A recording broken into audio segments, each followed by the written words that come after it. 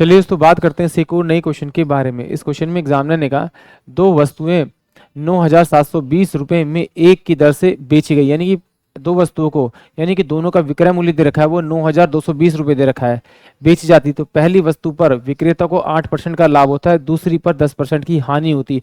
उसका कुल लाभ या हानि प्रतिशत बताइए, ये एग्जामिनर ने मुझसे पूछा है।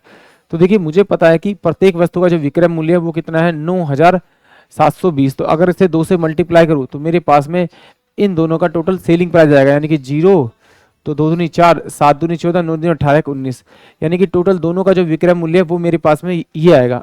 अब वो कह रहा है कि ईच वन का अगर आपको क्रय मूल्य मिल जाए तो दोनों के क्रय मूल्य को जोड़ेंगे तो टोटल क्रय मूल्य मिल जाएगा दोनों का, टोटल एसपी मेरे पास है, तो मुझे प्रॉफिट और लॉस का पता लग जाएगा। तो 1920 पहले को बेचता है वो कितने पे, 8% के प्रॉफिट पे। तो ये विक्रय मूल्य है, इसलिए 100 अपॉन में अगर मैं ये प्रॉफिट है, प्रॉफिट दे रखा है तो 108 से डिवाइड करूंगा तो मुझे कॉस्ट प्राइस मिल जाएगा। तो ये कितना हो जाएगा, ये 9 8 72 और 9 1 9, यानी कि ये आ जाएगा मेरे पास में 9, यानी कि पहले वाले का जो क्रय मूल्य है वो कितना है आपका 9,000। तो दूसरे वाले का 19 और ये 1, दूसरे वाले कितना है 9720 इंटू में 100 बाय में, दूसरे वाले पे उसे लॉस हो रहा है 10% का।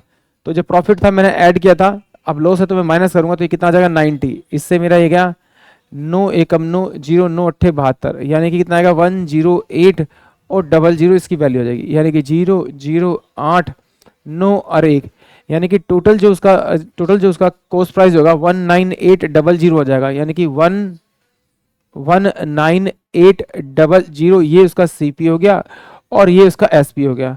तो जो सीपी जो है वो बड़ा है, अगर क्रय मूल्य बड़ा है तो इसका मतलब उसे घाटा हुआ होगा, कितने घाटा हुआ, इन दोनों का डिफरेंस कर देते हैं 19440, तो डिफरेंस करेंगे तो 0 ये 6 आ जाएगा, ये 3 आ जाएगा, यानी 360 रुपए का उसे क्या हुआ होगा आपका लॉस हुआ होगा, यानी कि ऑप्शन जो सी होगा वो इस क्वेश्चन के लिए करेक्ट होगा। आई होप आप सभी क्वेश्चन समझ में आया होगा।